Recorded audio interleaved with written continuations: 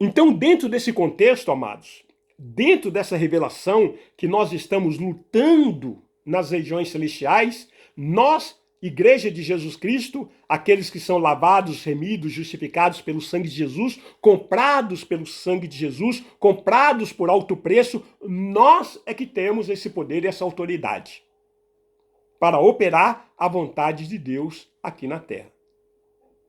E essa autoridade, esse poder, nós operamos, evidentemente, nas regiões celestiais. Amados, então, precisamos entender esse posicionamento. Precisamos entender quem nós somos. Entenda o seguinte: o mundo material é apenas um reflexo do que acontece no mundo espiritual. Pois tudo o que acontece no mundo material, veja bem, tudo que acontece no mundo material, primeiro foi ordenado no mundo espiritual. Precisamos ter esse entendimento de uma forma muito clara. Nada, absolutamente nada, acontece no mundo material sem que primeiro tenha sido ordenado no mundo espiritual. Por exemplo, a nossa reunião. Nós não teríamos condições de nos reunirmos se antes não houvesse uma ordem no mundo espiritual para que essa reunião acontecesse. E não obstante, os membros designados para participar da reunião, eles, evidentemente, passam por lutas até chegar ao local da reunião, até chegar ao local do compromisso, porque existe uma batalha no mundo espiritual. Então há uma batalha e você está no meio dessa guerra. Se você entende ou não entende, se você acredita ou não acredita, você está no meio dessa guerra. Tanto o Espírito Santo quanto Satanás estão construindo o seu reino. E o homem é o canal para a construção desses reinos. Exatamente. Apenas aqueles que são guiados pelo Espírito Santo de Deus têm à sua disposição os anjos do Senhor. Então veja bem, nós temos dois reinos. Temos o reino de Deus, que é construído, é edificado, é estabelecido através do Espírito Santo operando pela igreja. Então, os servos de Jesus Cristo é a igreja do Senhor Jesus Cristo que estabelece o reino de Deus pelo poder do Espírito Santo aqui, ok? Mas, de outro lado, nós temos os filhos das trevas, os filhos do mundo, os filhos do diabo, que estão edificando o reino de Satanás. E como é que eles edificam o reino de Satanás? Como é que eles estabelecem o reino de Satanás? Através do pecado, através do alcoolismo, através das drogas, através da prostituição, através da impureza sexual, da promiscuidade, através da violência, através das religiões e todas as mazelas que acontecem nesse mundo, há pessoas que estão edificando esse reino de Satanás. Ok? Agora, anjos do Senhor, veja bem, são armas estratégicas liberados apenas para a igreja de Jesus Cristo. Não tem essa história de anjo da guarda. Ímpio não tem anjo. Quem não é convertido não tem anjo à sua disposição, amados. Não se engane. Porque a revelação que nós temos, em Hebreus capítulo 1, versículo 14, está escrito o seguinte: não são todos eles espíritos ministradores enviados para serviço a favor dos que hão de herdar a salvação? Então veja que o escritor aos Hebreus está se referindo aos anjos do Senhor, que são espíritos ministradores, ajudadores, são servos, estão a serviço da igreja. Quem herda a salvação é a igreja de Jesus Cristo. Hebreus que, bispo, desculpa? Hebreus capítulo 1, versículo 14. Amém. Também nós temos no Salmo 91, versículo 11. Diz que o Senhor dá ordem aos seus anjos ao nosso respeito para que nós não tropeçamos em nenhuma pedra. Então, nós não podemos dar ordem para os anjos. É aberração, é heresia. Ainda que vejamos algumas pessoas dando ordem para anjo. Anjo, pega esse demônio, traz aqui para... Isso é heresia, irmãos. Isso está fora de contexto, fora da palavra de Deus. Quem dá ordem aos anjos é o Senhor. Nós devemos pedir ao Senhor para que ele ordene aos seus anjos ao nosso respeito.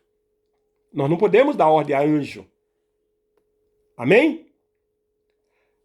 Assim como todos os sistemas, preste bem atenção, em todos os sistemas, há leis, normas, regras, limites e condições, a batalha espiritual também funciona dessa maneira, onde tudo está determinado, está estabelecido, está ordenado pela palavra de Deus. E esta é a lei. Daí, queridos, a importância de conhecê-la bem. Temos que conhecer bem a palavra, porque você está no meio dessa guerra. E não há meio termo. Não há outra condição. Não há um atalho. Não há uma posição em cima do muro. Ou somos soldados de Deus, ou somos soldados de Satanás. Nós escolhemos. Não há aquela situação, eu vou pensar, eu vou resolver, eu não sou nem de Deus nem do diabo. A pessoa que pensa assim, ela já é do diabo. Ela já está na incredulidade. Mateus capítulo 11, versículo 12, foi o início dessa ministração. Desde os dias de João Batista até agora, o reino dos céus é tomado por esforço. E os que se esforçam se apoderam dele. Essa é a regra. Amados, em primeira epístola de Pedro, capítulo 4, primeira carta de Pedro, capítulo 4, versículo 7 em diante, está escrito o seguinte: Ora, o fim de todas as coisas está próximo. Sede, portanto, criteriosos e sóbrios a bem das vossas orações. Veja bem, criteriosos e sóbrios a bem das vossas orações. Acima de tudo, porém, tende amor intenso uns para com os outros, porque o amor cobre multidão de pecados. Sede mutuamente hospitaleiro, sem murmuração, serve uns aos outros, cada um conforme o dom que recebeu, como bons dispenseiros da multiforme graça de Deus. Se alguém fala, fale de acordo com os oráculos de Deus. Se alguém serve, faça na força que Deus supre, para que, em todas as coisas, seja Deus glorificado por meio de Jesus Cristo, a quem pertence a glória e o domínio pelos séculos dos séculos. Amém? Amados, não estranheis o fogo ardente que surge no meio de vós, destinado a provar-vos, como se alguma coisa extraordinária vos estivesse acontecendo. Pelo contrário, alegrai-vos na medida que sois coparticipantes dos sofrimentos de Cristo, para que também, na revelação da sua glória, vos alegreis exultando. Se pelo nome de Cristo sois injuriados, bem-aventurados sois, porque sobre vós repousa o Espírito da glória de Deus. Não sofra, porém, nenhum de vós como assassino, ou ladrão, ou malfeitor, ou como quem se intromete em negócios de outrem. Mas se sofrer como cristão, não se envergonhe disso. Antes, glorifique a Deus com esse nome, porque a ocasião de começar o juízo pela casa de Deus é chegado. Ora, Se primeiro vem por nós, qual será o fim daqueles que não obedecem o Evangelho de Deus? E se é com dificuldade que o justo é salvo, onde vai comparecer o ímpio? Sim, o pecador? Por isso também, os que sofrem segundo a vontade de Deus encomendaram a sua alma ao fiel Criador na prática do bem. Que palavra maravilhosa, né?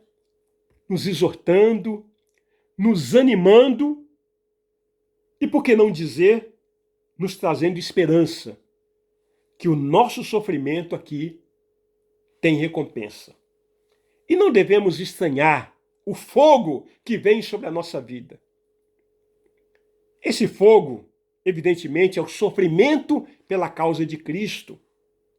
É injúria, é a perseguição, é a rejeição. São as oposições que nós encontramos no nosso dia a dia. O contraditório em que as pessoas se levantam para querer eliminar, destruir a nossa fé, limitar a nossa atuação. Então, amados, o apóstolo Pedro está dizendo que o fim de todas as coisas está próximo. Que Deus abençoe grandemente a tua vida, que essa palavra tenha servido para transbordar o teu coração de alegria, de fortalecimento, e que em tudo o nome do Senhor Jesus Cristo seja glorificado. Abençoa a si, abençoa a sua família, os projetos que Deus tem colocado e confiado a si, que o Senhor dos Exércitos continue sendo a sua retaguarda. Em nome de Jesus Cristo, amém.